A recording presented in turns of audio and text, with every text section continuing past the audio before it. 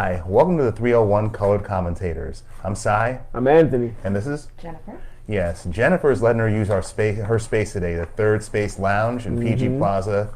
Yeah, very generous of her. We thank her for this. It's a good spot. Absolutely. Nice. Yeah, yes. Jennifer, tell us a little about yourself. Yes. Oh, Jesus, no. But what? you guys can do your recording now. I was just all right. We really appreciate it. Absolutely. Right, absolutely. Okay. Yes, welcome to the podcast today. Today we're going to be talking about the movie Scarface. Oh, yeah. The unsung accomplishments of the wrestler, the Dynamite Kid, Tommy Billington. One of my favorites. I love Dynamite. And the Netflix TV series Ozark. But first, let's talk about what music we're listening to and what's going on in current events right now. Yeah. Anthony, you go first. Before I even jump into the music, I just wanted to make sure I clarified our last episode regarding the transgender, that make sure that I didn't step on anybody's toes. I wasn't trying to come for the transgender. I was just being mindful of everybody, just making sure we all consider it for all. So that being said, definitely, I definitely have respect and I don't have anything against the transgender community. I'm actually for them, 100%. I just wish people were more empathetic on both sides of the spectrum. So yeah. So amen to that too. I second that. Yeah. As far as music goes, yeah. I've been listening to some old school stuff, man. I tapped it back into Ready to Die. Ah, very nice. And a lot of like Jay-Z's early albums. Mm-hmm. When I mean early albums, like Reasonable Doubt. When he was at his most lyrical. Right. The Streets is Watching, Life and Times Volume 1. Most of the stuff that in the 90s into the early 2000s. So that has been fun. And I'm starting to see like a lot of his early albums, his early content has a lot of quotables by latter rappers. So that's dope. I always used to call him out for borrowing a lot of Biggie's lyrics, but he's also very quoted too. It shows his greatness. Not that I didn't know I always had him up there with the GOATs, Hove that is. So it's just interesting to see some of the lyrics that people have bit from him in his earlier music, his earlier projects. So that's basically what I've been listening to. As far as the modern wave, still from time to time listening to that Tory Lanez 80s Life at the Prom, I think that's what it's called. So that's a pretty cool retro style album. How about you, man? What you listening to? Lately, what I've been listening to is as of today, Mary J. Blige, her new album that she put out, Good Morning Gorgeous. How was that? It's dope. The single, the title track, that's what made me want to buy that album today. Yeah. When did it drop? It dropped today. Oh, just today. Oh, yeah. So I definitely got to stream it. Yeah, the single's been out for a minute. Yeah. But Mary J, she still got them vocal chops. She's still the queen of hip hop soul. Queen. Yeah. Yeah, even going back to What's the 411 where they had that opening skit. Hey, yo, Maz, Puff, pick up the phone, nigga. I got it going on. Yo, you got it going. What's the 411, huh? Mm-hmm. That's a classic throwback. Yeah, it is. And shout out to Mary J on Power Book 2. Yeah, for sure. Yeah, I'm gonna definitely check that out. I didn't know she dropped something. Yeah, it's dope. Cool. Anything else? Anyway, forgot to even say, this man's birthday was yesterday, so special happy birthday to my brother right here, Cy. Happy birthday to me. I hit a 39 yesterday. Yeah, you joined the 39 club, man. So we getting up there, man. But blessings to you. God bless. How's it feel, man? It's sinking in a little bit gradually, yeah. It's like when I turned 30, what's it called? It took me a while to say that I'm 30. Yeah. It's like, damn, 39, man, we're there. Yeah, we're there, yeah. Even my mother wrote in the card, said, you're 39, you're almost at 40. Yeah. I'm like, thanks, Ma. 40 is the new 20, so it's all good, man. It's all good. I don't feel old. Yeah, I don't either. So, but we definitely here celebrating you, and we're glad to have another year. We thank God, and we're blessed to have you, man. You're a true blessing in our lives, and shout out to you, man, for sure. Thank you, Anthony. Sure. Appreciate that. No doubt. All right, so we're gonna jump into anyway. Anything else? I cut you off. Anything else that you? Yeah, current events now. Yeah. What's it called? All these states that are lifting their mask mandates in schools now. That's just It's like when our state, Maryland, when they lifted the mask mandate on businesses. Yeah. And it's like days later they went right back to the mask. It's gonna be the same thing with the schools. And they done already gone virtual one week and then back in school in person the next week. It's like, which one is it, for God's sake? Right. Honestly, at this point, I don't take that shit seriously anymore. And the moment they switched the whole quarantine from 10 to 5, I knew these motherfuckers, these people were playing around. Yeah, it is what it is. That I'm just waiting for this whole pandemic to eventually trickle down to more or less the cold and flu, where we have medicine over the counter that treats the shit, and we're we're basically we actually can live with it and got medicines that facilitate that. Yeah, it's here to stay. Like a cough syrup for COVID. Yeah, it looks like it's here to stay, so we might as well gear towards learning how to live with it as opposed to try to eradicate it, because I don't think that it's going anywhere. So. Right, especially with all these people that don't want to take precautions, and look where they at now. Yeah, man. And it's unfortunate, but if they just followed mandates, like Herman Cain, for example. That was last year. Oh, yeah. I forgot. Rest in peace. Yeah, but if he just wore the damn mask, like our governor said, he may still be alive. Yeah. For all y'all that are still, running and, doing your thing, just keep doing what you're doing. Keep wearing your mask, washing your hands, keeping very hygienic. And the rest will take care of itself. Pray up, and the rest will take care of itself. So most stuff. Yeah, man. Other than that, I don't think there's anything really else popping. Yeah. Shall we get started? Let's do it. Okay, the first topic of our discussion today for the podcast is the 1983 film Scarface. Yeah, it's a very popular Legendary. film. Yeah, it's more than a cult classic at this point. It's our age, actually. It's 39 years old. Yeah. Made in 83. Yeah. Starring Al Pacino, Yeah. Stephen Bauer, Michelle Pfeiffer, Robert Loggia, Mary Elizabeth Mastrantonio, and Paul Shenar. Classic movie. Directed by Brian De Palma and written by Oliver Stone, Mr. Platoon himself. I didn't know that. Yeah. I didn't know that. And considering all the cocaine that's in the film, it makes sense that Oliver Stone wrote this. What? Oliver Stone was known for being a cocaine guy back then. He was on his Robert Downey Jr. type. Well, here's the thing: Robert Downey Jr. was Hollywood's D-boy back then. What? Right. He was. He was getting drugs for everybody. Yeah, he was. He's the reason why Charlie Sheen's winning. Oh. All right. Yeah. The Scarface, my mother, she frequently talks about how when it came out, she said how people at her job talked about it, and the first Terminator film, talking about their box office failures, but they were so good, is what people at her job would tell her. Yeah. And that's reflected in the budget. Yeah, I mean, it's not a box office failure. It made 3 times its budget, which was $23 to $30 million, but it was a critical failure. Yeah. Critics didn't know what to make of it. Yeah. Yeah, because you got a bunch of it, not a bunch, but like mostly Italian Americans portraying Cubans and portraying Hispanics in a certain light that didn't sit well with certain people at the time this movie was released. But a decade later, a decade or a little less after. Was it a little? No, a little less. A little less. In the late 80s that it really picked up. In late 80s, early 90s, where it really picked up. With certain. In certain areas of pop culture, like the Latino community, they took Tony Montana as like a sign of like a pride, machismo. Yeah. And speaking of machismo, pro wrestler Scott Hall, a Caucasian man, he went to the World Wrestling Federation, Vince McMahon's promotion, with his gimmick that got him famous. Chico. He basically he claimed that he imitated Scarface, pitched it as a joke. But Vince McMahon and Pat Patterson, they took it seriously and hailed him as a genius. And what was born out of that? The gimmick of Razor Ramon, Chico. Yeah, dog. It's funny. I peeped it from jump when he joined the wrestling.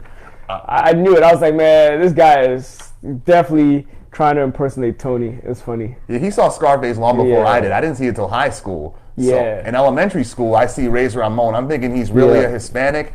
And then I see a magazine showing a pinup, a 1986 pinup of him and Mr. Perfect, Kurt Hennig, back when they were You're AWA. like, who is this? What the hell? AWA tag champions. Yeah, he was huge back then. And it's obvious it's Kurt Hennig, but the caption read Scott Hall, now known as Razor Ramon. I'm like, what? Yeah. Hall's a white guy? Yeah. I mean, Razor Ramon's a white guy? Right. Shout out to him. We met him. Yeah, we met Scott Hall, back in 2018. He's a cool dude. Yeah, he offered to pose for our camera by doing the DX crop. Yeah. He's a cool dude.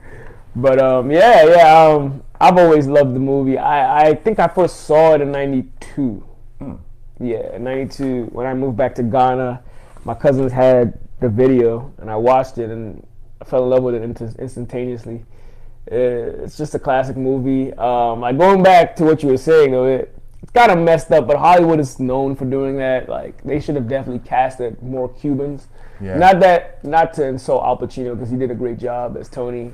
He's a legendary character, but it definitely should have casted more Cubans to represent Cubans. But that's nothing new in Hollywood. They're starting to learn a little bit now. They are, yeah. But for me, it's always been a good movie. I've watched it several times. Like it's one of those like we said a couple episodes ago with The Godfather. You can always watch from anywhere and just continue through because it's such a good movie. But yeah, it is. And going back to what you were saying about Hollywood should have casted more Cuban actors for this film. Only one actor from this film, one actor who had top billing in here, is actually of Cuban descent. Stephen Bauer, who played Tony's best friend, Manny Rivera. Manolo. Yeah. He's of Cuban descent, yeah. And okay. Stephen Bauer, that's just his professional name. His real name is Esteban Echevarria. Word, you should have kept that. It sounds G. Yeah. And Esteban. And he's had several roles since then as a character actor. He's even got a kid with Melanie Griffin. Then again, really? Yeah, him, Don Johnson, and Antonio Banderas all got kids with her. Wow, she love her. She likes Latinos. Yeah, she loves her Hispanic man. And tan white dudes too, like Don Johnson. Yeah. Dakota Johnson's their daughter. Oh, okay. Now I'm piecing it together. Okay. Yeah, like we said before that it was criticized. It got a lot of negative feedback, a lot because of the Italian actors portraying Cubans in a certain light, but it's also the violence in the film too. I mean, this film is ultra violent. It is. Yeah. But it's a reflection of what was happening in the mid to late '80s in Miami. Yeah. The heavy drug use, profanity. Yeah. The violence too was starting to pick up in the late '80s. I don't know if you know about Griselda Blanco. Just go watch Cocaine Cowboys, a documentary. It'll give you enlighten you about what was going on. The Miami that we know today, the skyline and all that. A lot of it was heavily funded by cocaine money. Oh yeah. But yeah, a lot of the concepts and violence from that movie came from actual life, real life, experiences or real life events. So to say that, I get why people frowned upon the movie, but this is a case where art imitates life. So there was a lot of violence going on in the late '80s with drug cartels and and it's almost innovative and then their techniques of murder. I mean, as morbid as that crazy. sounds. Yeah, absolutely. Like in this movie, the chainsaw scene. Yeah. I mean, granted, I've seen the Texas Chainsaw Massacre, but the way they use a chainsaw in Scarface was just like the bathroom. Yeah, it's just brutally sadistic. Yeah, funny enough, they got that concept from Griselda Blanco. One of her enemies, I guess, henchmen or whatever, or hired assassins or pushers or whatever you want to call it. She cut him up with a chainsaw, put him in like a grocery bag, and left him on the side of the street. Oh wow! Yeah, real life. Sending a message. Yeah, so there's actually pictures of his body cut up in pieces in the bag. If you watch the documentary of Cocaine Cowboys, you'll see it all. So yeah, art imitating life. I see where a lot of gangster films get that from now. Yeah. So if you, in retrospect, Scarface is not even nearly as violent as what was actually happening in real life, and that's part of the reason why the war on drugs actually escalated because of the violence the high level of violence occurring in Miami at the time. Low-key history buff. Yeah, sort of. Yeah, exactly. That's another thing. So, so Reagan. That's one of the reasons why Reagan ramped it up. Before, the government was cool with it because it was generating the economy of large income into the economy of Miami, and until minorities got a hold of it. Yeah, and then when the violence started to creep into urban and white neighborhoods, it was like, all right, let's actually put a clamp on this. So, but yeah, not to go too much off topic, but yeah, back to the movie. Back to the movie. Yeah, the story is about a Cuban immigrant whose his rise to the top of Miami's drug trade. It's a pretty violent rise. Tony Montana, he's really not a good guy at all. He's not. Nah, but yet you can't help but to root for him because of his come up. Yeah, exactly. And his hunger and his determination to get to the top. Exactly. And the quotables from the film, they exemplify this. Like, I want what's coming to me, Chico. The world. The world. And everything that's in it. Yeah, yeah. It's like you just take off that, and you see why a decade later, why in hip hop culture, why so many rappers, they're inspired by that to the point where they even take aliases from characters from the movie, sample from the movie's soundtrack and score for their beats, or the dialogue, and even make a bunch of references to it in their lyrics. Yeah, man, for sure. Well said. And to add to that, it's funny because it shows that the directing and all that was great as far as character development, because like you said, he's technically not a bad guy.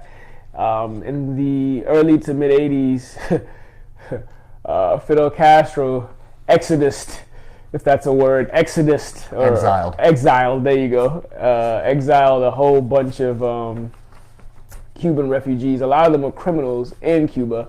So he was like, we don't have any place for you in this country, and a lot of them were shipped. The U.S. took them in through the port of Miami, and in the movie, Freedom Town, like a concentration camp. Yeah, exactly. It was like a concentration camp, and in the movie, Tony Montana happened to be one of those previous criminals that came into the United States. So he was no saint by any means, even from the jump of the movie. And it's worth noting that he had an American father too, so he knew how to speak English pretty well. Yep.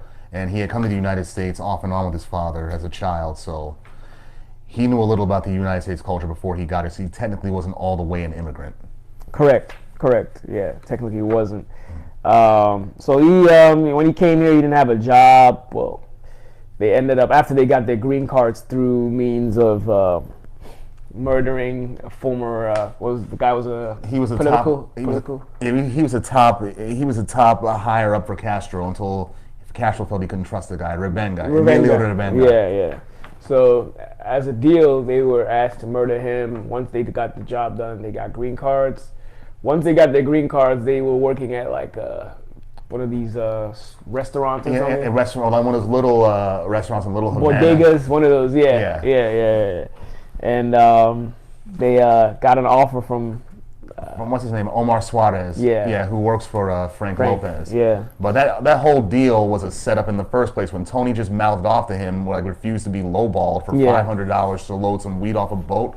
Like, you gotta be kidding me. The going rate for that is $1,000, man. Yeah. Did you know that? Exactly. But then when Omar's assistant was like, "Oh, give him that job with the Colombians." Oh yeah, that's right. Okay. Yeah.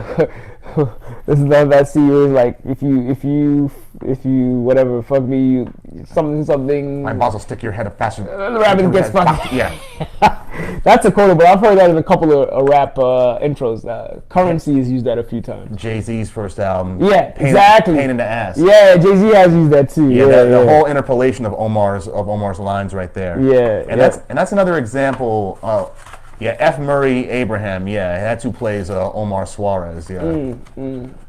Yeah. So. But the Tony's come up in the film, and he's a man of his word. I gotta give him that. He's a loyal dude. He really is a loyal dude, for sure. Yeah, what's it called? He could have done after the deal that went wrong with the Colombians, he could have just took the money and the drugs and just ran. Yeah. But nah, he's like, fuck that, Omar, I need to see your boss. Yeah. And he gave him both the drugs and the money back. Yep. He lost one of his boys in the process, obviously, the chainsaw guy. Yeah. Got chainsawed. Yeah. So yeah, in the process, he like Osai said, he was like, "Nah, I need to see your boss." Finally meets Frank. Frank sees him as a pawn or like a a pawn. Yeah. A guy who'll just break his back for you. Yep. Yeah, because of his loyalty and his brutality. Yeah, like when Omar and him are talking about Tony at the club, what's it called? Lopez like, so what do you think? I think he's a fucking peasant. Exactly. Yeah, he does say that. So yeah, they showed they didn't have any respect for him initially at all. I mean, even proving that he was a good worker, but when he started going independent, really, like the meeting with Sosa, that was the catalyst for it. Exactly. Yeah, Alejandro Sosa, the wealthy landowner, played by Paul Shinar, R.I.P. Yeah. Oh, he's dead, huh? Him, Okay. Robert Loggia, yeah, they're both dead. Okay. When he met Sosa the first time, and Sosa took a liking to him and could instantly see it in his eyes. Yeah, Sosa could tell, like, this is a loyal guy. He's about business, Yeah, he's loyal. He doesn't lie. Yeah, he's somebody I can do business with. Right. He's not gonna fuck me over. He's not gonna snitch. Yeah, exactly. Of course. All of that. Yeah, and Sosa, he's vicious, but he's a man of his word too. It's like you do a good turn by me, I'll do a good turn by you. If you fuck me, you'll never see it coming. Exactly. Like he sent all them niggas over to Tony's house at the end. Within hours. Yeah. Within hours. They must have been sleeper agents in Miami. Yeah. Exactly. Waiting on standby. Exactly, because within hours of the phone call, they were over Tony's spot, like ready. And that phone call, what's it called? I told you a long time ago, you fucking little monkey, not to fuck right. me. Raekwon sampled that in a criminology on his first Oh, he record. did? Yeah, the intro. Yeah. Okay. I don't think I'm familiar with that, but I'll definitely check that out. But by that time, Tony was not in the right mindset. He was getting high on his own supply. That mountain of coke on his desk. That's an example of excess of the '80s right there. Yeah, exactly. Yeah, exactly. not just with them stockbrokers that you see in Wall Street or Less Than Zero, films like that, but with this community, it's like And that's another thing. It laid the groundwork for a lot of mafioso rap as well too, because when Frank Lopez is trying to school Tony on the rules of drug dealing. Don't get high on your own supply is one of those rules. Yeah. And that's Biggie's 10 Crack Commandments. And a lot of other people have used that.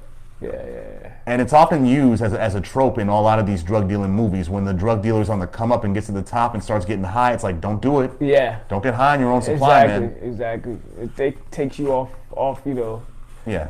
Don't get high on any supply. It takes you off your path and focus. It's your downfall, It ruins your focus. Yeah, exactly. And that's what made the film a cautionary tale / Aesop fable about getting too caught up in the criminal lifestyle. Yeah, exactly. And but its impact on pop culture, it had so many quotables. Say goodnight to the bad guy. Yep. Say hello to my little friend. Exactly. In which Jim Carrey used in the second Ace Ventura Yeah, film. He did. But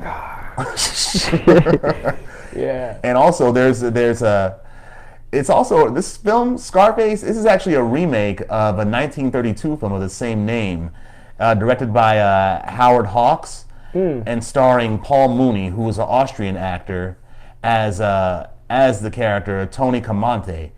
And and the story takes place in Chicago's gangland back in the 1930s, 1920s.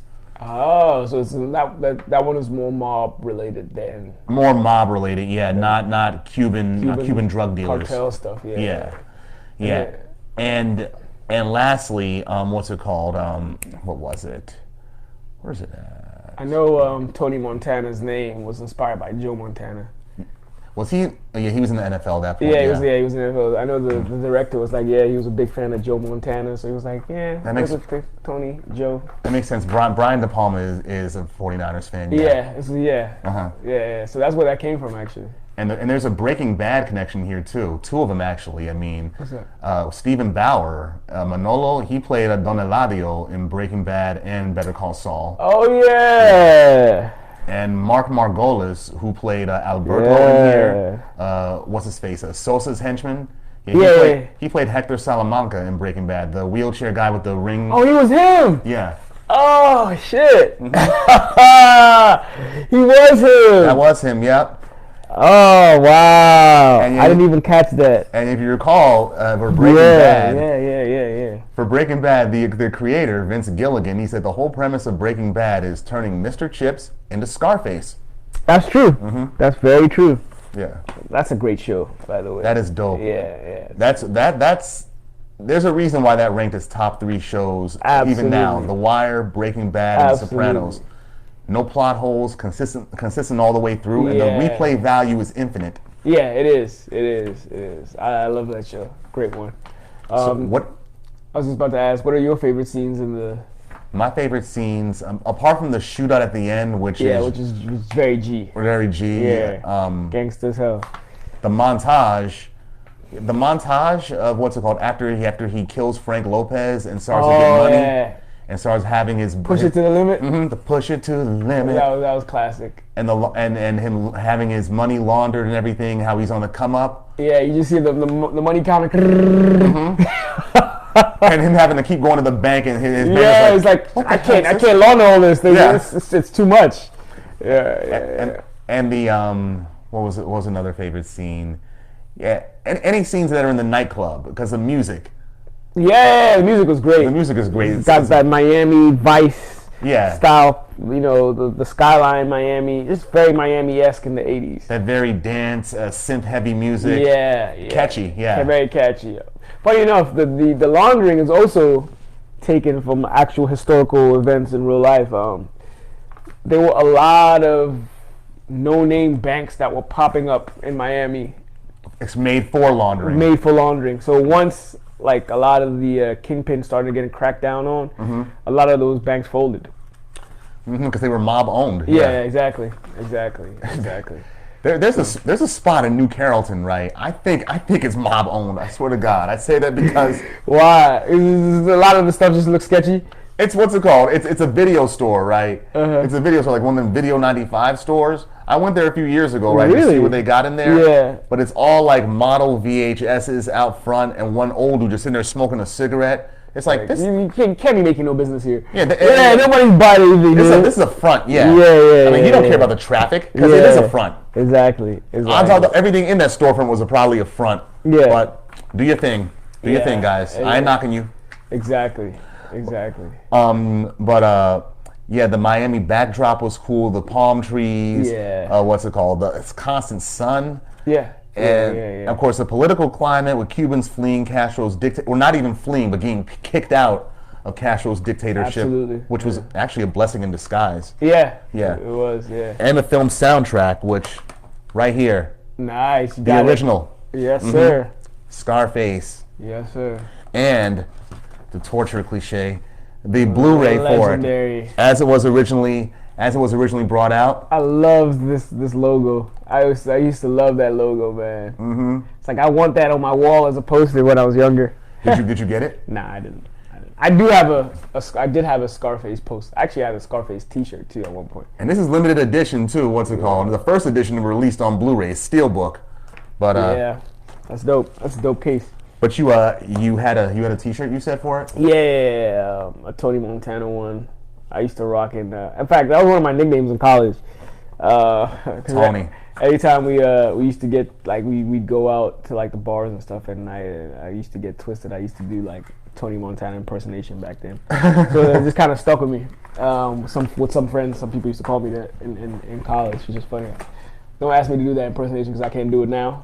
I'll do it for a couple of years ago I could, but not anymore. I'll do all the impersonations of Tony Montana that came over on this job. You're actually pretty good at doing impersonations. So Thank you. Yeah. What were your characters and what were your scenes that you liked? Obviously the shootout scene at the end was dope, but I liked the part leading to when he came up over Frank, like the whole setup.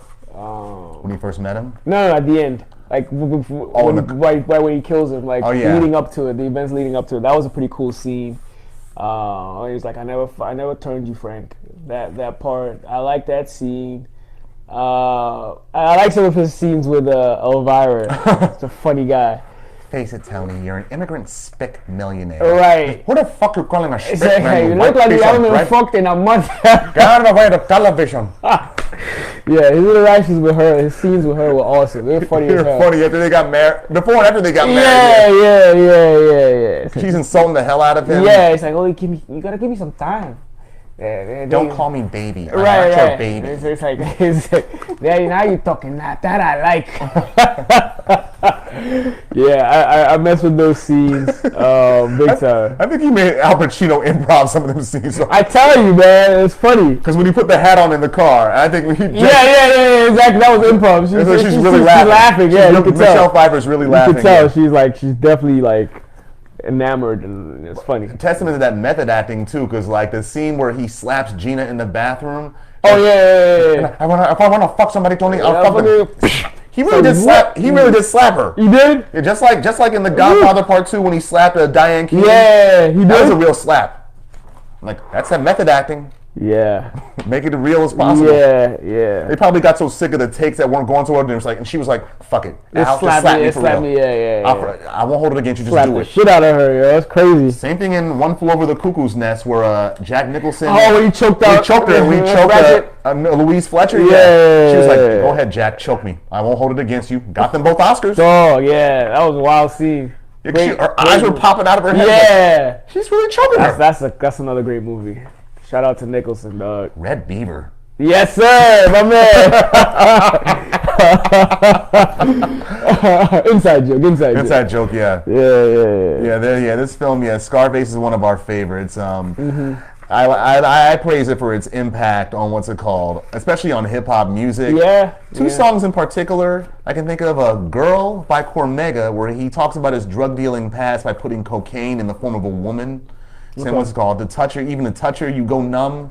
Lines like that. Yeah. Okay. And Immortal Technique, he had a posse cut called Peruvian Cocaine, which samples the scene we first see Sosa, right? And the music that was used in that scene, which is not on the soundtrack, mind you. He samples that music. Oh, I know that song. I know the music you're talking about. That's actually a dope instrumental. Yeah, it is, man. Yeah, it talks about, it basically does like what Narcos does and what a montage scene in Breaking Bad does, showing how the cocaine is made from the coca leaf worker in South America to how it gets all the way to the corner boy up in Queens. And who suffers from all that between the coca leaf worker, the dictator, the kingpin, the cop, the CIA worker, and the South American dictator? Who suffers? The corner boy. And the taxpayer. And it's, yeah. Because our money goes into a useless fight. Yeah. But yeah, you're right. Even Nas and Mobb Deep have a track that have the beat to it. The Life Is Mine is actually the title of the track. Yeah. The beat is sampled from the credits, the beginning credits of the movie. Who else? This is like, it's all over hip hop. That movie's all over hip hop. It is. I'm trying to think. Like I said, Currency has a few samples from there. Shoot, I had one in my top of my head that I just kind of left, but not to keep us running too long. It'll come back eventually. And even the rapper Scarface from Rap A Lot, that's Oh yeah, exactly. That too. So it definitely has a heavy influence in hip hop music, especially pop culture. So yeah, man. Anything you want to add to that? Nothing else I need to add to it. What's it called? Shall we move on to our next topic? Yeah, sure. Yeah, the Dynamite Kid. Yeah, from WWF. He was one half of the British Bulldogs. Yeah. What's it called? Tommy Billington. Him and Davy Boy Smith. Yeah. The British Tommy Billington. He was born December 5th, 1958, and he actually died on his 60th birthday. On that very day. On the actual day. Mm-hmm. Wow. Yeah. Tommy Billington. He was trained by former pro wrestler Dr. Death. Yeah, he wrestled in Stu Hart's promotion, Stampede Wrestling. Yeah. But before it was bought by Vince McMahon, and after it was sold back to the Hart family too.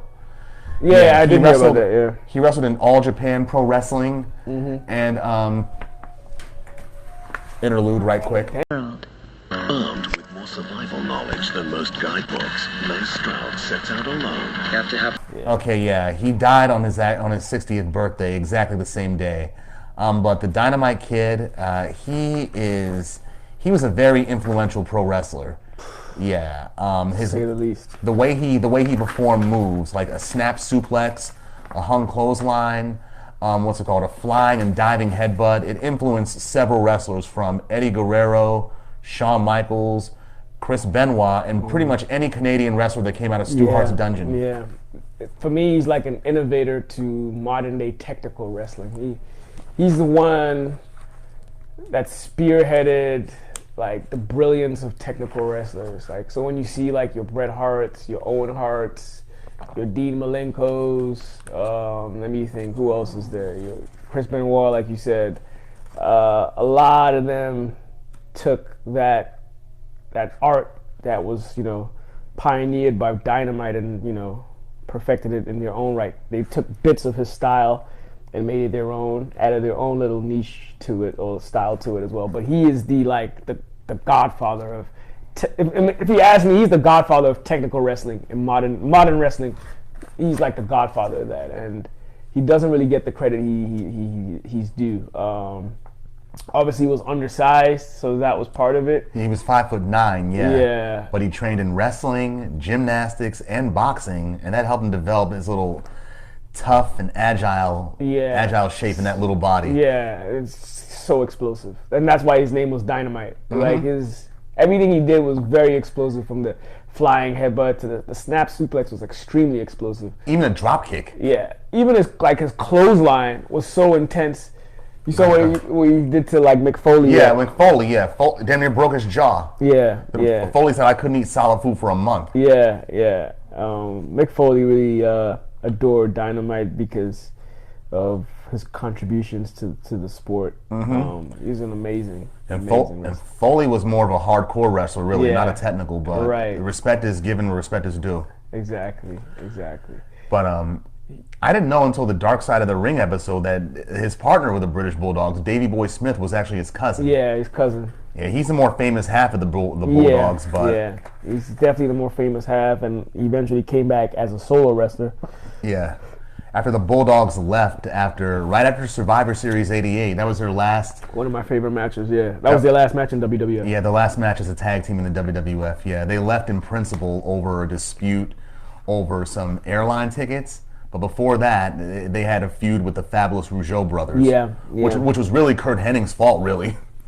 Oh, it was, wasn't it? Yeah, because Hennig was a prankster backstage. Yeah. He just took the clothes out from Dynamite's bag and cut them up. Yeah. And Dynamite thought the Rougeaus did it. Yeah. Oh, that's why okay, I didn't know that was where it started. But it got physical to the point where, Jacques Rougeau, he actually came there with a role of, and people were sick of Dynamite's attitude backstage too. At that point, too much, too drug-addled. Yep, he had roid rage. Roid rage, yeah. He started doing steroids in 1979 when he was in Stampede. You know who introduced him to the roids? Who? The Junkyard Dog. Oh, really? Yeah, the JYD introduced him to steroids. I didn't know that. Yeah, but what's it called? Interesting. But yeah. They beat the British Bulldogs at WrestleMania 2. They came to the WWF in 1984, mind you, and they won the tag team titles from the Dream Team, the Brutus Beefcake and Greg Valentine. Yeah. Good match. That was a good match, yeah. And for a while, the Bulldogs, while they had the tag team titles, they were the pinnacle. Yeah. Pinnacle of tag team wrestling. They were really good, very good, and they performed well with anybody. So like some of their feuds were always good. Like their feuds with the Hart Foundation, who they later lost the title to. They dropped the title to them. They were forced to. Yeah, because Dynamite was injured. Yeah, that back injury that he had when they fought Don Morocco and Bob Orton. Yeah, exactly. Yeah, that back injury, he was never the same after that. Yeah. Because there are times where Davey Boy, he needed to have a substitute partner in Dynamite's place. Yeah. For those matches, and ultimately they just had to drop the tag titles to the Harts. Yeah. And after that, it's like they were no longer. They weren't jobbers, but they weren't a top tier tag team anymore neither. Yeah. They were great, still great performers, and their feud with the Harts was a good one. Even when they fought Demolition, some of their matches with Demolition were very good. Even their feud with the Rougeaus were good. Like their matches were really good there as well. The Rougeaus could wrestle, man, and people sleep on them. Yeah. Dynamite reminds me of Bob Sanders. I don't know if you know who he is. Bob Sanders was a safety for the Indianapolis Colts. He won Defensive Player of the Year in 2007. Oh, yeah. He was an undersized safety, but man, he played like he was played like he was a linebacker. He was a heavy hitter, short, muscular, very good safety. But he couldn't stay healthy because of the way he played football. He was just he sacrificed his body for everything. Just like put his body, slam his body against a receiver just to stop them. Exactly, just like Dynamite. Dynamite in the ring, like Dynamite would do anything with his body to just to sell the move, and it ultimately cost him his health. I saw one match. It was for a wrestling tournament where the Junkyard Dog, he was champion. I don't know if he was the IC champion or what. Yeah. But the Macho Man, he fought Dynamite Kid in this tournament, right, and won. Oh. Yeah. But and because they were both very meticulous pro wrestlers, and mind you, this is the kind of match I was looking up, right, looking for. Yeah. It's just what's it called? The Macho Man won. But the Dynamite Kid, he put him in the snap suplex off the top rope.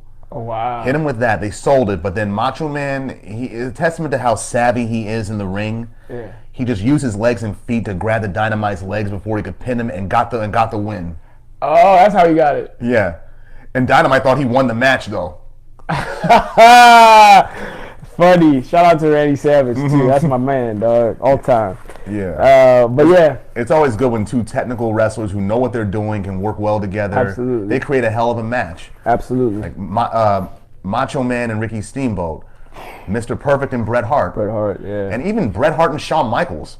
Yeah, exactly. I mean, never mind their off-screen rivalry. They had some good on-screen matches. Absolutely. The Dynamite, he also had a dark side to him. I believe he had a really rough childhood. Just from my observations, like when you hear about his off the field, or should I say off the ring issues, he was consumed with a lot of rage. And I know partially that was enhanced by roids, but I think it was deeper than that. He had a lot of PTSD. You could just tell by the way he reacted to things. He was very defensive. He had a serious case of Napoleon complex. Yeah, his size, lingering Napoleon complex. Yeah. But that was probably exacerbated being in this kind of business where a bunch of guys are big and it can make you insecure. Right. Exactly. And I honestly believe he had CTE. I do. Just some of the things he would do later on in his career. In later years. His wife and his family and stuff like that. And even like when he left wrestling to stay sane or survive mentally, he used to get into street fights. Like, you know the shit that Kimbo Slice used to do? Oh yeah. He used to do that stuff. And like it's just very barbaric. And a lot of that stuff comes from like, you can trace a lot of that stuff back to your childhood. Like, so all that rage, that Fight Club type I believe, shit. Something happened in his childhood that he never disclosed. I believe, like he was either molested or just like he was just had a harsh childhood where like love was not very present because the way he was just very full of rage and quick to. And even his domestic life, really, with his wife and his kid. Yeah, it was very unfortunate how that turned out with his wife and his daughters. And him and his cousin, Davey Boy, they both married into the Hart family, too. Yeah, they did. I mean, Davey Boy married one of Stu Hart's daughters, and Dynamite married, what's it called? I think the sister of Bret Hart's first wife. Yeah, that's right. That's correct. Yeah. So, it's just, it's a bittersweet because he's a hell of a wrestler, and a hell of a, a staple and pioneer to a lot of, the trajectory of technical wrestling down the line. Yeah, he's still mentioned today too. Even today's crop of technical wrestlers. Yeah. He studied. Yeah, very. I mean, he's one of the few wrestlers whose style combined different areas, different regions of pro wrestling: Mexican luchador, Canadian, and Japanese techniques. Yeah, and it's funny because when I used to watch wrestling as a child, I didn't know he had that influence, but I definitely was a fan of his style of wrestling and him. He was my favorite bulldog of the two. Most people like Davey Boy, but I prefer Dynamite. Dynamite was just explosive. His explosion was just great.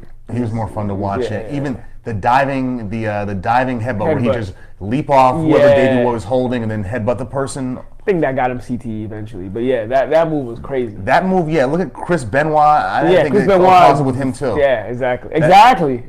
I didn't even think about that. You keep doing that headbutt move, it's gonna Yeah. cause brain damage. Exactly. Considering that they actually really execute, they didn't like play it off with like a forearm or something. It was Right. literally their heads. Right. Yeah. Yeah. So yeah, I definitely was a fan of his, and I hope one day he gets the credit that he's due. Is he not Hall of Fame? I'm not sure. I don't think he is. If that's criminal. Yeah, I don't think he is. But I hope also. It looks like his wife has found peace, but I hope his daughters do too. I know the older one does because she actually knew him a little bit. The youngest never really met him, so she has a little bit of animosity towards him just because of the way he treated her mom. Yeah. Threatening to shoot her, pulling a shotgun on her and stuff like that. It's unfortunate a lot of pro wrestlers, they have those kind of lives at home. Yeah. Steroids and then a lot of the drugs and And the fact they're not home like most of the year. yeah, so they can't handle it when they are. Yeah. And so, but it's not an excuse to what he did to his wife or whatever. It's just unfortunate the turn of events regarding the relationship dynamic with him and his daughters.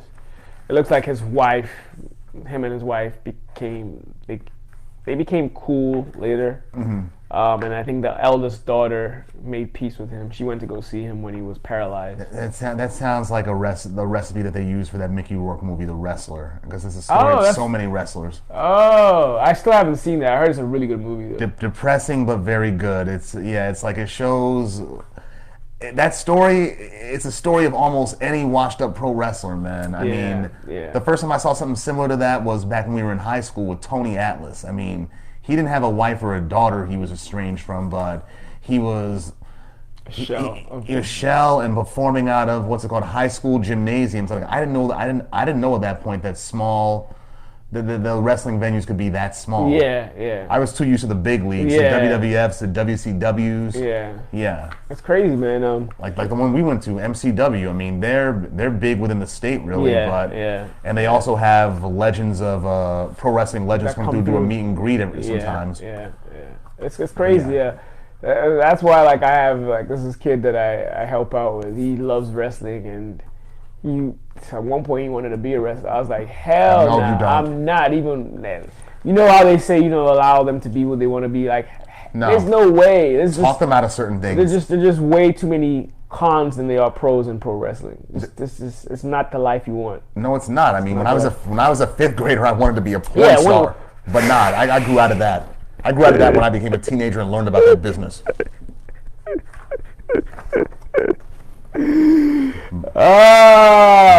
Porno star side.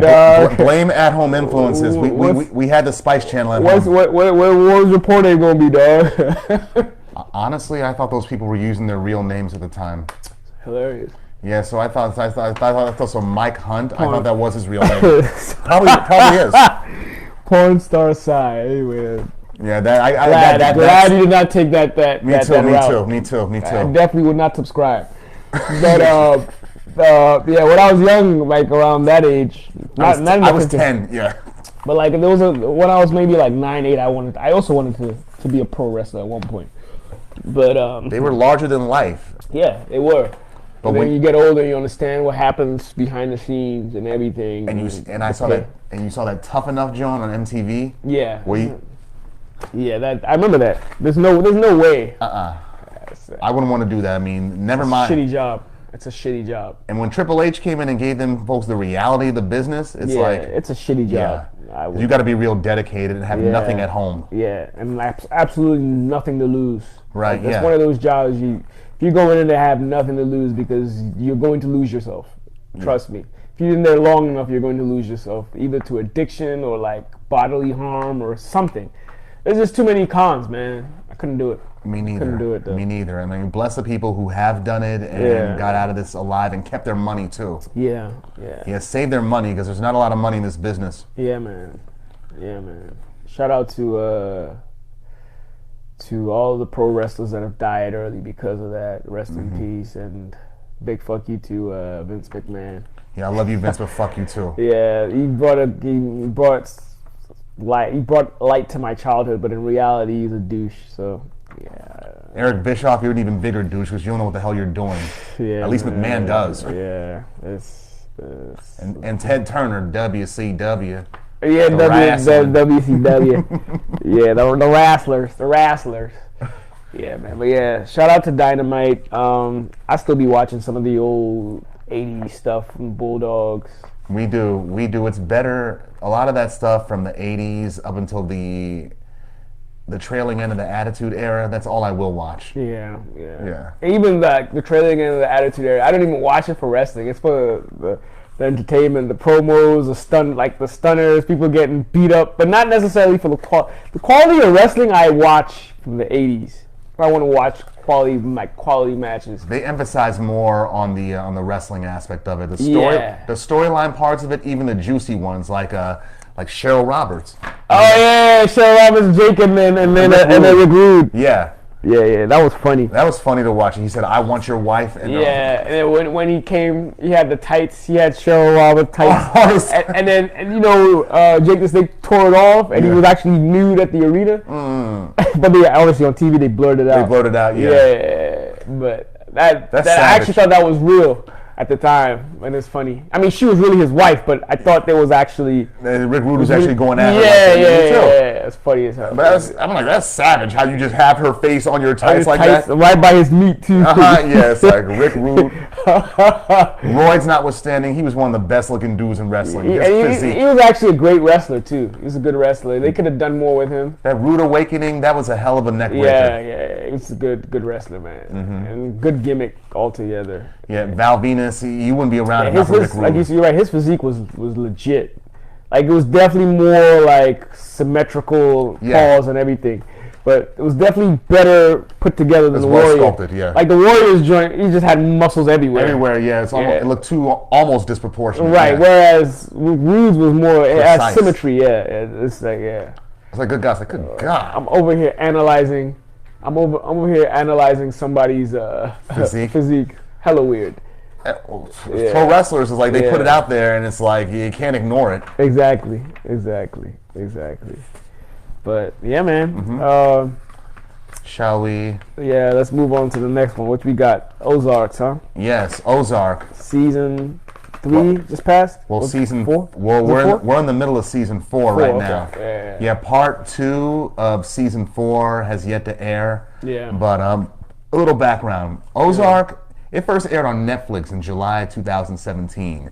It stars Jason Bateman as the main character, Marty Bird, Legend. Laura Linney as Wendy Bird, his wife, Julia Garner as Ruth Langmore, a.k.a. Justin Timberlake. From the NSYNC days. With the curly blonde hair. Yeah. Sophia Hewlett as Charlotte Bird, their daughter, and Skylar Gardner as Jonah, their son. Legend. The premise of the show, Bateman's character, Marty Bird, he's a Chicago-based financial advisor. Yeah. And him and his partner, they launder money for a Mexican cartel. But when his partner is caught laundering money and killed for skimming millions of dollars, Marty, who wasn't laundering money, but managed to talk his way out of death by offering to set up a bigger laundering operation in the Missouri Ozarks, right? In central Missouri, right? Yeah. Yeah, Marty was talking out of his ass, but what's it called? He proved to be the best money launderer in this cinematic universe. Man, that man is. If you want your money laundered, go to Marty Bird. I just love the fact that he is always composed and calm, no matter what. That's one of his defining traits right there. Crazy. I've never seen anybody like that. Yeah, he doesn't sweat. It's an amazing trait or characteristic to have, honestly. He doesn't sweat. He manages to talk his way out of stuff. Yeah. And so what happens is, in order to appease the cartel, he suddenly decides to relocate his family from the Chicago suburb of Naperville to the remote summer resort community of Osage Beach, Missouri, the Ozarks. Yes, sir. The trailer park, what's it called? Meth heads. Yeah. It's not what these people are used to. At all. So, coming from like an architectural genius type of a city like Chicago and going to the boondocks almost. Yeah, pretty much, yeah. But when they get there, they're already entangled with the local criminals, including like Ruth Langmore and her family, the Snell family, and the Kansas City Mafia too. Yeah. They're currently on part one of its fourth and final season. And they've been critically acclaimed throughout its entire run. They've gotten Emmy Awards for Bateman and Garner. And Bateman's gotten nominations for directing certain episodes as well, too. That's dope. And most of the shooting doesn't even take place in the Ozarks, neither. It takes place in Atlanta, in Georgia, because I did not know that. Because of the tax breaks that the state of Georgia offered them. Oh, you couldn't even tell. You couldn't tell at all, nah. Yeah. Not that we know what the Ozarks really look like, but you couldn't tell. Yeah. Right. Yeah. I gotta say, the series, it has a very a dark bluish hue to it always. Yeah, it does. But it's very cinematic. It's cinematic, well written, and the twists are very clever and well crafted. And also for female characters like Wendy Bird and what's her face, Ruth Langmore, and even Darlene Snell, they're not stock characters. They actually give them. Actually give them background, some depth to them as well too. Yeah. And one other thing I want to mention is a comparison to Breaking Bad. Again, it's like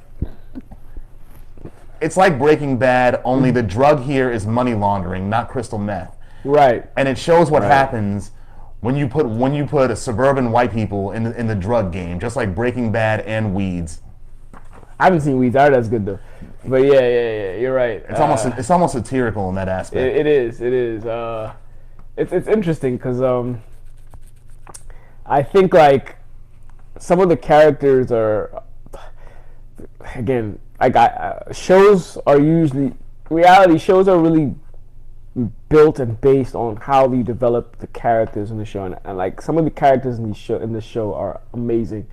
Between Marty, as we said, his composure, his wife, that is just fucking crazy, but she's like there to just save the dynamic of her family. But a lot of times it's just very irrational the way she approaches things. She's getting more Lady Macbeth-like too as the show just went on. Right. At first she wasn't down with this, but then she starts harking back to her past occupation as a political campaign fixer. And is using that to her advantage in Marty's criminal endeavors. Exactly.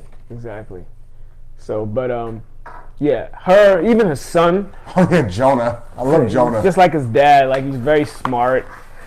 Got his own money laundering business going on. It's crazy. Yeah, and his dad is actually helping him with it. Yeah. He's one of my favorite characters on the show. It's kind of like, I don't want you to do this, but if you're going to, I'm going to help you do it the smart way. Right. Your mother definitely doesn't want you to do this. But she called the cops on you. Right. Exactly. It's actually it might be my favorite show on Netflix. It's between that, Black Mirror, which they don't make anymore. I don't know why. The Black Mirror was probably my favorite, but this is up there with it. Like when and I like Ozark and Narcos as well too. But when this show comes on, I literally binge it in like a day or two. That's how like the loopholes that they leave to link to the next episode just keep you addicted. Like you're like, I gotta see the next episode. And it's like the first season is a little slow developing, but once it takes off, you can't stop watching it. He's right about that because my brother put me on to Ozark when it first aired, and I watched the first episode, but I couldn't. It felt too slow for me. I didn't feel like getting back into it. Me too. So by season 3, thanks to you and some of our other friends, it's like y'all tell me season 3 was really good. It's like, you know what? Fuck it, I'll just watch it. Binge it in 2 days, and it's like, what the hell was I thinking? Not back up on this. It's funny because I have a similar story. I actually started watching it on my own accord, and I think I watched like the first 3 or 4 episodes when it first came out. My cousin JP was there, and my brother-in-law also came into town at the time from the UK, and they continued. I only watched the first 4 episodes. I was like, this is so slow. It's a good show, but it's not something I'd like really want to watch. Right. But they actually watched it through. They're like, yo, this show is fire. I'm gonna watch it. Season 2 comes out, and they finished that thing in like, they finished season 2 in like a day. I'm like, is this show that good? Let me actually go finish it. When I finished season 1 and went into season 2, I was like, yo, never doing that again. Like, this show is actually really good. So for those that haven't actually watched the show, give the first season some time, because it takes off, I think, around episode 6 or 7. Once it takes off, I guarantee you're not gonna stop watching. It's that good. Right. It's that good, because they always predicaments that they get themselves into, and you can't really figure out. You're like, how the hell do they get themselves out of? How do they get? First of all, you're always like, how do they get themselves into the situation? Yeah. And how the hell are they gonna get out of it? And somehow, some way, that motherfucker Marty just figures out. Like you said, he's always calm and collected. Even when the cartel dudes were like taking off his toenails. Yeah, exactly. Exactly. I said, yo, how? Even tortured like this is like how? Yeah. I definitely would love some of those traits, because he just does not panic ever. No, he doesn't. He Ever. doesn't. It Ever. makes him the best money launderer out there. The Mexicans, they fuck with him. Right. Wait, what were you saying? Well, yeah, some of the characters in there, the characters that he met down in the Ozarks, like wow, like Darlene Snell, Gangster. Yeah, the Snell family, her and her husband Jacob, is like what they were doing. They were running the local heroin business. Yeah. But here's what they were doing. They were using like a boat church congregation. Yes. A water church, Yeah, water church. and using Bibles to smuggle their heroin through that under the pastor's nose. That's so gangster. Yeah, but Darlene Snell, she's crazy though. It's like, Dog. I say that woman, she's played by Lisa Emery, who, and mind you, she looks better in real life than she does as Darlene Snell. I gotta check that out. She looks like she's been taking heroin on the show. That and the fact that how homicidal her character is. Bruh. I mean, that woman was born with a fucking 12 gauge super glue to her hands. For those of you, she reminds me of 3030. If you ever watched Brave Star, the cartoon from the 80s, Marshall Bravestar had a sidekick horse, mechanical cyborg horse, that had a shotgun by the name of Sarah Jane. That horse was gangster as hell. That's who she is in the person, dog. I looked that up and you told me about it. Yeah. If you cross her, straight shotty, dog. And it doesn't take much to cross her neither. Like what's it called? Like the Mexicans, Del? I thought he would survive further than he did. But what'd he do? Called them rednecks offhand. Man, even the driver that was like, even in the third season where he was like, just in case, he's like, just in case, they come, you basically try to blackmail her into paying him off. Yeah. So he doesn't know. She ain't even waste those. He ain't even finish his sentence. And she got that baby in the house too. And the baby crying after he hears, what the hell's the matter with you? I'm not gonna lie, I fucks with Darlene. She's crazy as hell, but I fucks with her because she's so gangster. She don't waste any time, dude. You getting a hole blown in your body without any hesitation. A less homicidal version of Darlene is Ruth Langmore, Julia Garner's character. Big character, one of the major ones in the show. Yeah, she got an Emmy Award for playing Ruth Langmore. Yeah, she's an awesome actress. Yeah, Julia Garner. Yeah. It's like, come get some, you piece of shit. Yeah, man. I'm curious to see, because I believe she's about to turn into Darlene in the next part of the finale. She might, yeah. I mean, after what happened with her cousin, it's like she's out for blood. Yeah, 100%. And now that she knows the Cosgroves were not behind that, it's like, okay. Yeah. What do you think of the actual cartel? Like, members like Javier or Javi or whatever, and then his dad. I mean, Navarro. The first time Navarro's been like the big bad all from the beginning, right? Yeah. Before that, we thought it was just Del. Yeah. But Navarro, he's the boss, and we don't get to see him till the end of season 3. And what does he do? Yeah. He orders his boy to put a bullet in that lawyer's head. Yep. Helen. It's like whatever her name is. Helen, yeah. Yeah. I'm like, Navarro, he's not to be messed with. Yeah. He's a funny character too. He's also very calm. Yeah, he is. He's like Marty's Mexican counterpart. Right. His nephew, Javi or whatever his name. That's the crazy one. Mm-hmm. They're pitting against each other. Yeah. Yeah. Like using the FBI too, like that Agent Miller chick. She pissed me off.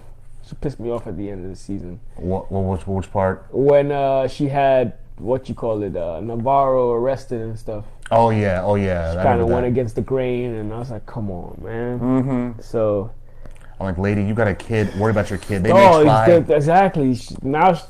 And they know where you live. Right, she's put her grandma and her child in jeopardy now, so it's going to be interesting to see. Her mom, not the child's grandma, sorry. Well, either in both their cases, really, it's like, please don't have them go out like the Crosby, the Pastor family. Oh, yeah, I know. Yeah, because with the wife, we never saw her again, but we know what happened. Exactly. Yeah. That was unfortunate for them. Yeah. But yeah, it's a great show. I definitely recommend everybody watch and I just be patient with season 1. Be patient. Be patient. And plus, if you're into it, it is money laundering 101. It teaches you exactly how to launder money. Yeah, for sure. Not that we do that. No, but I'm just saying it does have. It is informative for the criminal element. Very informative. What are your favorite characters in there? My favorite characters: Jonah, because of how precocious and how smart he is. 100. Yeah, Ruth Langmore, because the way her profanity is elaborate, and how she can just snap on funny. somebody. She's G, Yeah. And she's loyal as well. She's pretty loyal, even though like they've done some cruddy shit to her. Like they've definitely done her wrong in a few instances throughout the season or throughout the show. But she's still loyal. But she was loyal to Marty. Yeah, Marty still loyal to Marty. regarded him like a father figure because he treated her well. Yeah. She's definitely one of my favorite characters too. I love Darlene too, just because of her gangster. Like she takes no shit. I love her. She's crazy as hell, and I love her for that. Obviously, I love Marty. I love Jonah as well. His wife pisses me off, which is a good testament to her acting. Yeah, it is. It is. The shows like this and Breaking Bad again. The wives in there always piss us off. Yes, Skyler, Wendy. It's almost parallel. Parallel. It's so annoying. It's like they don't want to be in the criminal lifestyle, but once they're in there, it's like you're competent, but you're annoying as hell. Right, like you're so driven by your emotions, though. Right. Like you gotta be rational sometimes. You gave our money to Beneke, Skylar. It's like right. Oh gosh! I heard you won't say something. Oh god! The crawl space joint. I remember that. He was laughing. I remember that. Yeah. I remember that. Oh my gosh! And they both shows deal with Mexican cartels too. Yeah. Absolutely. Anything else? Let me see that stands out for you about the show, and particularly the past season or past half season that they just. How Wendy's becoming more and more ruthless and using her brother's. Yes. Her brother, she got her brother killed by the either the cartel or the Cosgrove or the Kansas City mob, one of them. And now she's using that to her advantage and to make it for her political image. The part that was like, yo, this woman has lost it, was when Darlene had that heart attack and she just knelt there and was watching her. Oh yeah, I was like, bruh, you're not gonna call the ambulance? Like, yo, has it gotten that bad now? Like, to the point where you think just let her die? Yeah, you're just numb. You don't give a shit. I was like, whoa, it takes that might be a demented person to be able to just sit there and watch that. That might be in Proctor in season 6 of Power. Oh, with his wife? Yeah, Ex-wife. he was about to call the phone. He's like, no, fuck that. I'm not letting you take my little girl away from me. Exactly. But in his case, he thought she'd already be dead before he got the call. Right. Exactly. So, but yeah, that was wild. She's definitely lost a few screws, man. You got the don't step on my shit socks? Yeah. Shout out to Herbie, man. Oh yeah, you got me fucked up. I got his hat on too. Shout out to the Herb. Get yourself these socks, man. Yeah, you got me fucked up. Voix Clothing. Yeah, Voix Clothing. Our friend Herbert Casey. Yeah, man. Fashion designer. Yeah, shout out to him. We support black businesses. Yeah, man. Shout out to him, man. I forget. This is also from a black-owned. I'll get back to you. I'll probably put it in the comments or something if anybody's interested. They have other prints. This is obviously a black woman with a head wrap on, African. So once I forget the company I bought it off. It's definitely black owned. So I definitely wear a lot of and support a lot of black owned businesses, especially in fashion. So if you're interested, they have other prints of African and African American heritage. So I'll put that in the description and everything if you want, and also how to get your You Got Me Fucked Up or Voir socks, don't step on my shit. So yeah, that's another topic altogether, but we'll put it in the description. So if you want yours, you can go get yours for sure. Most definitely. Yeah. Anything else you want to add to as far as Ozark goes? I'm thinking. What are your predictions? My predictions coming into the finale, the last couple of episodes. Yeah. Okay, well, Ruth Langmore, she's gonna do something with that baby that's in the car, the Crosby's baby. Oh yeah, okay. Because she's emotionally charged right now, so ain't no telling she's gonna get into a car accident, a shootout, or something, or what. Marty, he's gonna be alive at the end of the series. They're not gonna kill him. Yeah. Yeah. You think anybody's gonna suffer any fatalities? Yeah, there are gonna be more people that suffer fatalities in the show. Who do you Yeah. predict? Charlotte, the daughter. You think she's gonna die? Mm-hmm. That's a good shout. And honestly, it's gonna be because of the mother. Yeah. Yeah. I can see. Because her and Marty, there's can see that. there's like a schism between them right now. It's more pronounced than it was in previous seasons. Yeah. And plus, with the, if you can call it trauma of seeing Helen killed right in front of him and having, I had Helen in my hair. You know what that's like? Yeah. That was wild. Yeah. That was wild. Like, holy shit, you did have her in your hair, not just blood, neither. Yeah, like her brains. And Yeah. shit. Yeah. I believe. And also that dumbass therapist that was seeing Marty and Wendy. Yeah. I'm like, you had to go. Yeah, for sure. I'm like, you up here blackmailing, and then you drive around in a sports car. Right. Like, that's some Jimmy Conway Goodfellas no shit. And the Ozarks too. Yeah. Like, are you nuts? Are you crazy? Yeah. It's like give me that mink. Yeah. It's going back. Yeah, exactly. Like, that's why Jimmy killed all them too. 100%. Except for Henry, he was smart. Yeah. But anyway. Yeah. I think Javi might die. The nephew. The main. Oh yeah. The nephew's gonna die. I think he's gonna die. I think His uncle. I think either the FBI agent Miller. Yeah, either she might survive, but I think her mom is gonna die. I think the mom and the baby are gonna disappear. Yeah. Yeah, they're not gonna say they're dead, but yeah, they'll use that as a euphemism. Exactly. Yeah. And then that's a good shout though. Or the daughter going, I can see that happening. Or what's it called? Or if they're brutal enough like Sicario, they could go that route. They could. Yeah. Yeah, like the dinner table scene. Yeah. Whoa. Yeah. Yeah, because I didn't think they would show that. Yeah, that was ruthless. That could potentially happen. Had the whole theater gasping. Yeah, exactly. And who else do I see is liable to death? That fucking investigator that can't keep his nose out of his business. That the other dude that was investigating. The other detective, he's not with private FBI. investigator? Yeah, that dude that keeps popping up at Marty's house, asking questions and shit. He's a PI, right? Yeah, he is. I think he's gonna go. Has Jonah? No, Jonah held a shotgun on somebody and nearly killed. Yeah, but somebody saw him in the motel. I think it was the PI guy. The investigator. PI. Yeah. Oh, what's it called? It was the kid that Ruth hired, the one that used to work at the casino. Yeah. No, the idiot. You mean the idiot kid? The idiot kid, because he told Jonah that the mother was there. Right, and then but there was another guy at the end when Jonah and his sister kind of when they had arrested Navarro, they went to the motel to stay safe, and somebody noticed him. And I think it's the investigator. At the pool area, or like? Yeah. Or right around the entrance of wherever the motel is. Because they were talking outside. Yeah, exactly. He saw them. Yeah. So he's going to die, but he's going to leak some information that probably dig him into a deeper hole. Not that Marty can't get out of it, but the question is how. How, yeah. Yeah. And then I'm curious to see how...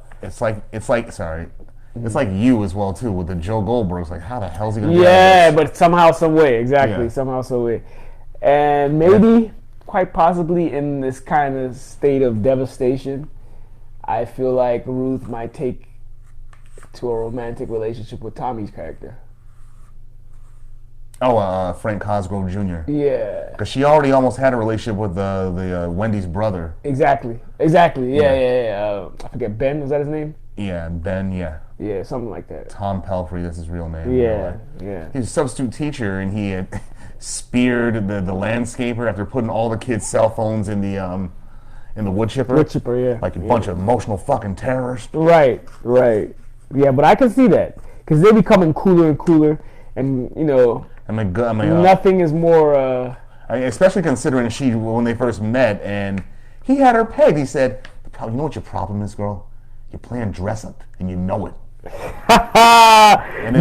You're right though. Keep going. And then she kicks him in the nuts. Come get some. Yeah, throws him off the boat. Pushes him off the boat. Yeah. And then Darlene shoots his dick off. Right. and you see he's walking funny. Yeah, apparently now they've been able to fix whatever is. I don't know. I don't know what extent. I don't know what extent. But he's still walking funny, and that's enough to make you feel suspect. Nothing is more soothing to a woman that's in that's devastated or in a great depression or suffering from something emotionally than a man that is there to comfort and soothe her. So I think he's going to try to do that, or that's my prediction. And then from there, a relationship is going to be built from that. I can see that. We'll see. I mean, she's volatile, but very volatile at this point. But she needs something to soothe the savage. Exactly. So. And he needs something too, since his daddy is dead, thanks to. Yeah. He did get murked by Darlene. Yeah, they're gonna ally now. Now that she knows that the KC mob didn't kill her cousin and Darlene. Yeah, exactly. So. I'm looking forward to it. Do you know when they're gonna drop that? They haven't said yet. Nah. It's probably in the fall again. Oh man, that's a long time to wait. Yeah. Another Breaking Bad connection. That's what they did with their final season. They did split it in half. Yeah, they did. Luckily for me, I watched it after it was over. So I did a binge, like a 4 month binge to catch up on the whole show, and I did not regret it. It's a hell of a show. Yeah. All we gotta do now is catch him up on The Wire. Yeah, I'm still a virgin to that one. I've never watched that joint. Don't worry. We'll pop your cherry soon. Yeah. I heard it's a great one. So. Every Marylander should see that. Even motherfuckers that live in Cumberland, Maryland, Western Maryland, where the mountains and shit. Word. Shout out to Cumberland. Shout out to Cumberland. Reminds me of all them little places in Maryland. All dormitories on campus are named after. So there's like a Cumberland, there's a Hagerstown. Oh yeah. They named the little dormitory buildings after a lot of these places within Maryland. They did that as on a related note on the Safeway on Fenton Street in downtown Silver Spring. Oh yeah. The aisles are named after. Yeah, exactly. I think even Trader Joe's does that too. Oh yeah. Yeah. The one on 29. Yeah. Okay. The one on 29. Yeah. Okay. Yeah, you're right. They do that. Yeah. Maryland pride. Yeah, man. Oh. Anything else? You good? I'm good. I got nothing else on Ozark or our topics. Watch it. Y'all need to watch that show. Watch that. Yeah. One thing. I did get into this recently. What's it called? We need to talk about Bill Cosby. The documentary. Hell of a documentary. I started watching it. I started watching a little of it. Yeah. Yeah. And it's like, they don't pull no punches with that. I think we should discuss that the next episode. Yeah, definitely. Because they don't pull no punches. Definitely. Comedians say the pros and cons about him and basically say he was given instruction videos on how to drug girls. Yeah. I'm like, he kind of was. It's hopefully by our next episode, the season will be close to at least halfway or done, because I know it's just kind of started. Yeah, so we can talk extensively about it. Yeah, and also there was a documentary on Janet Jackson. If you haven't watched it, I think it's on TV One. No, I think it's like Bravo or one of them. No, Lifetime or one of them. Oh, okay. One of them stations. I watched it. It's really good. We're probably gonna discuss that too, because it goes in depth of her life. It talks about her family. Yeah, like the importance of her father to their careers, her relationship with Michael, of course. We'll definitely talk about that. Well, she's now saying that Michael was abusive to her, verbally abusive. No. She shot him out, dog. Oh. She didn't bash. She's a very family-oriented woman. Okay. She didn't bash her dad. She definitely spoke about like differences in his approach to his old school style, but like, in the media, her dad is portrayed as a shitty dad or like a overly abusive, strict dad. Controlling, Yeah, but she did not paint him in that light. No. She actually shots him out. Like, without him, there's no Michael, there's no her. She don't badmouth like the other children. Nah. She definitely, she holds her mother into a good light. It's a good documentary. And she's the youngest, right? Yes, she is. Mm-hmm. She is. It's a really good documentary. Definitely go watch it if you haven't. It's another one we'll talk about in the other episode. I want to talk about Snowfall too at one point. Yeah. By the time, actually no, it'll probably be in session by our next episode. So maybe in 2 episodes. Yeah, what's it called? Because it comes on the 22nd. The 26th. Yeah, so it'll probably be done by May. Because it's 26th. By end of March or May, that's when the show will be done. So we'll definitely talk about it down the line though. When the season's over, we can wrap up the whole season at one. But we will tell you, we'll figure out the third topic. It has to be a wrestling joint, right? It will be a wrestling joint, yeah.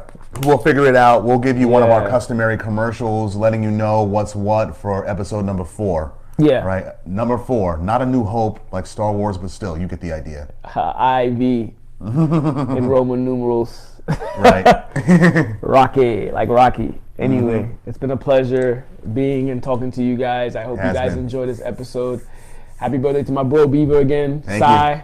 And then thank you. Shout out to Jennifer and the Third Space Lounge here at PG Plaza. 100%. Shout out to Jennifer. Ash. Yes. Yes. Come on out. Come on out. Show We'll love wrap for it the up. camera, Yes. man. Show love for the camera. This is Jennifer. Shout out to Jennifer. Yes. Thank you. Thank you.